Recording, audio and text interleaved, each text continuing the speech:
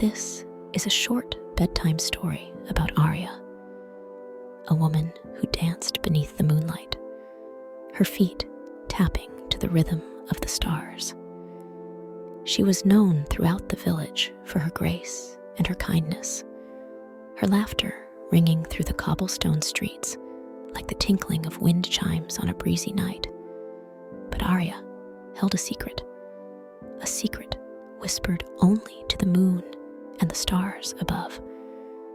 For you see, Arya had the gift of understanding the language of animals. It was a rare and wondrous talent bestowed upon her by the ancient forest itself, a gift she cherished and kept hidden from the prying eyes of the world. One evening, as the sun dipped below the horizon and the sky turned a deep shade of indigo, Arya set out into the forest. She wandered along the winding paths, her footsteps light and her heart full of wonder. And as she walked, she heard the gentle rustle of leaves and the soft chirping of crickets, each sound a melody in the symphony of the night. Suddenly, Arya came upon a wounded bird, its delicate wing bent at an awkward angle. With a tender touch, she scooped up the injured creature, cradling it in her hands. And as she whispered words of comfort, a miracle occurred. The bird's wing straightened, its feathers shimmering in the moonlight as if touched by magic. In that moment, Arya realized the true power of kindness.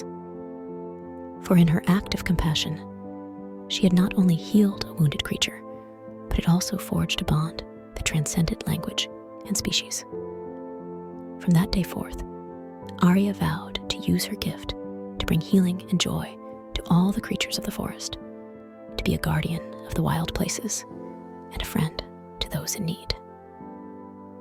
As the years passed, Arya became known as the Forest Guardian, her presence a source of comfort and hope for both animals and humans alike.